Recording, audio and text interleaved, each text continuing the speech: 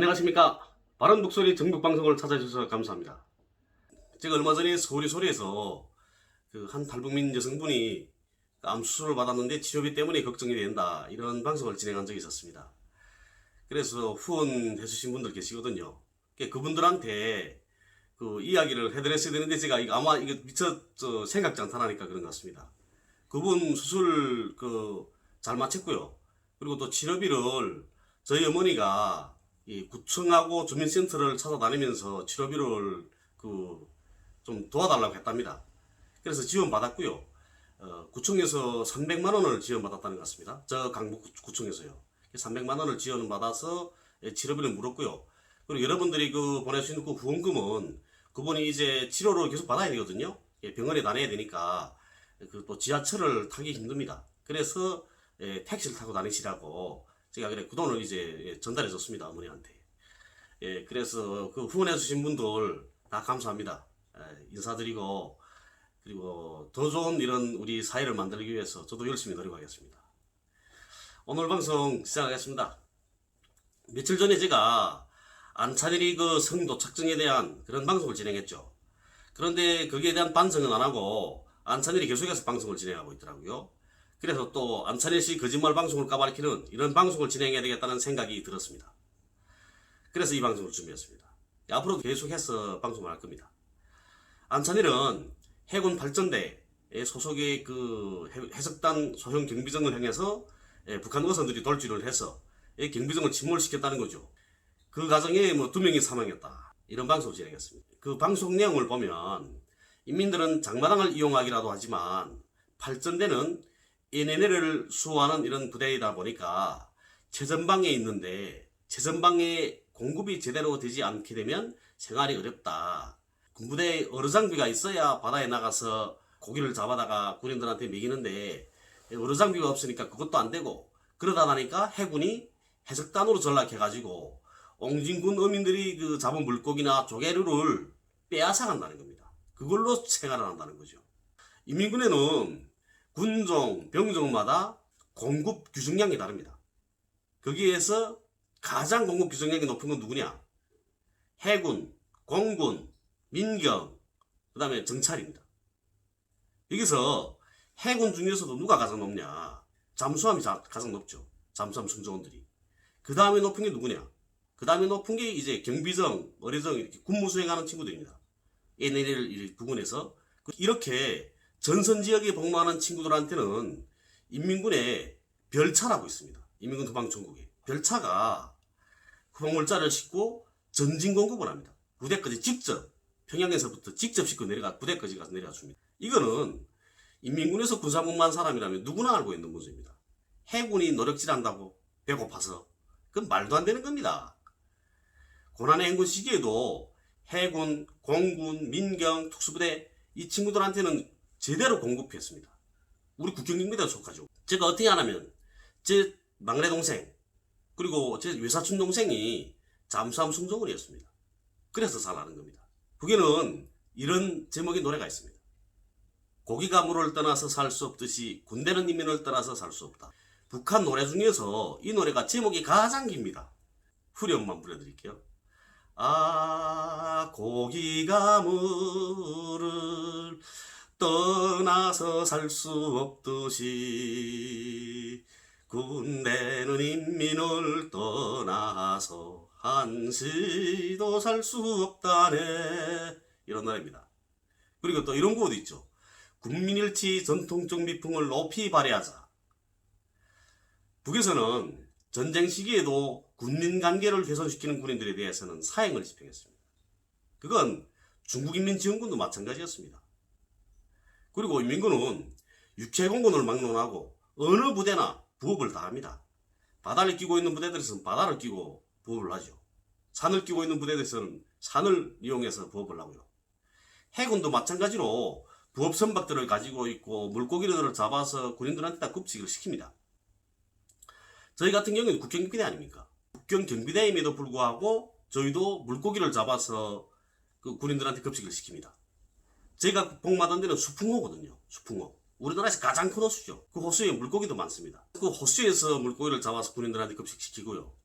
우리 소대 또 소대 군인들이 한 32명 정도 있습니다. 우리는 4개 분대짜리였거든요. 우리 소대는 4개 분대짜리였는데 32명이었습니다. 소대 군인들이. 그런데 우리 소대 물고기만 잡는 게 아니고 소대에서 돼지도 기르고 토끼도 기르고 염소도 방문합니다. 우리 초소 경비구역 관내에는 그 쏘가리, 잉어, 가물치, 그리고 민물새우 이런 게 많습니다. 그래서 초소에 또 전마선들이 있거든요. 전마선이라는 건 그 수호제에서 나오는 그 속수인가요? 그 사람이 이렇게 그 형제 있잖아. 속순의 형제 넣어줬는 거 그런 전마선입니다. 우리 초소에 있는 거는 그런 전마선이 우리 초소에 2척 있거든요. 그리고 12마력짜리 기관선이 1척 있고요. 그리고 또 그물 같은 경우에는 중국에 부탁을 해서 중국 사람들이 사다 줍니다. 우리 경비대한테. 그러면 그 그물을 가지고 고기잡이를 하는 거죠. 이렇게 쏘가리 잡는 그물, 잉어 잡는 그물 다 다릅니다. 크기도 다르고 그 높이도 다르고요. 그물 높이도. 위자망이라는 게 제일 크긴 하거든요. 위자망이라는 게 12지면 이렇게 손 10개, 예? 10개에 손가락 2개 더 들어가는 겁니다. 그만큼 넓은 겁니다. 그물 크기가. 그 위자망이라는 게 제일 큽니다. 그게 그 높이가 한 12m 정도 되고 그 길이가 한 60m, 80m 정도 되거든요. 한 대라는 게 한 80m 정도 됩니다. 그러면 그걸 이제 석대씩 연결하는 거죠. 그 옆에 양옆에 전마선을 매답니다. 전마선에 그물줄을 맵니다. 그렇게 하고 그 뚫망을 해서 내려가거든요. 강 물살을 따라 천천히 내려가는 겁니다. 초저녁에 그물을 치게 되면 다음날 아침까지 가면 한 4km 정도를 내려갑니다. 그 과정에 그 화련을 하고 큰 고기들이 잡히죠. 제가 소대장으로 근무하면서 있을 때 제일 큰 고기로는 26kg짜리를 잡아봤습니다. 제가 26kg짜리 한 마리를 끓이게 되면 우리 소대 군인들이 실컷 먹고도 남습니다. 한 끼. 그런 재미에 또 물고기 잡이도 나가는 거죠. 그런데 이렇게 위자망 가지고 그 고기 잡이 나가게 되면 온밤 잠을 못 잡니다. 잠자면 안 되거든요. 그러니까 그 위자망이 그 높이가 있으니까 강기슬기에 붙으면 안 되는 겁니다. 그러니까 온밤을 그 구물 따라서 그 강이 또 직선이 아니니까 이게 구불지 않았습니까? 그러면 이렇게 내려가다가 물살 따라 내려가다가 그물이 북한 쪽으로 붙게 되면 중국 쪽 전마선이 또 막 당겨가는 겁니다. 이쪽으로. 그리고 또 중국 쪽으로 붙으면 또 북한 쪽으로 당겨가고 이렇게 하면서 중심을 타고 내려가야 되거든요. 그렇게 잡아서 대원들한테도 공급하고요. 그렇게 하죠. 이 안산에는 이런 이야기도 합니다. 옹진 어민들은 군대가 노략질해 가는데 가만히 있겠나. 그래서 복수를 준비했다는 겁니다. 인민들이 노롱저기대 무기고 무기를 가져다가 쏴 죽이자 막 이렇게 했는데 그런 작전 그렇게 했었다 이러거든요. 그런데 노롱저기대 붉은 청룡구리대 무기고는 안전부에 있습니다. 생각해 봅시다. 우리 대한민국 같으면 일반 사람들이 무기고를 털 정도로 그렇게 허술하게 짓고 허술하게 경비를 세우겠습니까? 그리고 또 이럽니다. 소형 경비정이니까 한 톤 미만이다. 어선은 22m 이상이니까 이걸로 들이받게 되면 소형 경비정은 뒤집힐 수밖에 없다. 이러는 겁니다. 아니, 인민군 해군이 소말리아 해적입니까? 말도 안 되죠. 한 톤짜리 경비정이 어디 있습니까? 웃기는 겁니다. 해군 경비정을 침몰시켜서 바다에 쳐놓고 이렇게 남한으로 내려오자고 했었다는 거죠. 그런데 어느새 무전을 날렸는지 처음에 들이받는 순간 저쪽 그 항구에서 사이렌 울리면서 경비정들이 출동했다는 겁니다. 그래서 체포당해서 지금 고문받고 있다는 거죠. 국경경비대에도 그 경비정들이 있습니다. 저희가 복무하던 데 수풍호거든요. 그런데 거기에도 압록강을 지키는 경비정들이 있는데 몇 마력인지 아십니까? 경비대가 가지고 있는 경비정들도 1500마력입니다.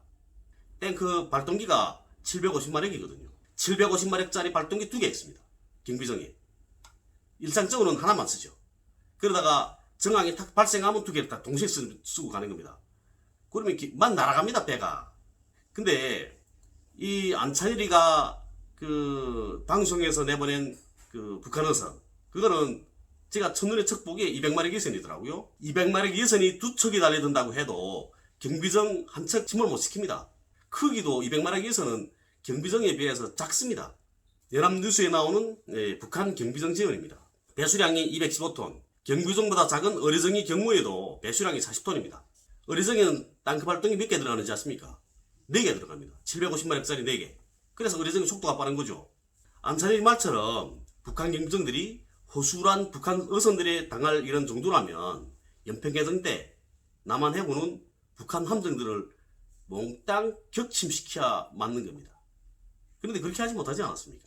경비정을 침몰시키자게 되면 경비정보다 훨씬 크고 마력수도 높은 선박이어야 됩니다. 옹진군에 경비정보다 큰 선박이 몇 척이나 있을까요? 단 한 척도 없을 겁니다. 왜냐하면 서해안에서 물고기 잡이를 하는 데는 그렇게 큰 선박이 필요 없기 때문입니다. 그리고 어선들이 경비정을 들이받는 순간에 항구 쪽에서 사이렌 울리면서 북한 해군이 출동했다는 거 아닙니까? 바다나 강에서는 내가 상대방을 보게 되면 상대방도 나를 볼 수 있습니다. 그런 문제는 바다에서 사는 사람이 누구나 합니다. 그렇기 때문에 항구에서 사이렌을 울리면서 해군이 출동하는 걸 볼 정도의 거리에서 어선들이 경비정을 침몰시킨다는 건 있을 수 없는 일인 겁니다. 어선이 인민군 해군 경비정이나 어뢰정보다 속도가 빠르지도 않지 않습니까? 이런 상황에서 바보가 아닌 이상이야 그런 생각을 안 하죠. 오늘은 서울에 가서 여기까지 하려고 합니다. 감사합니다.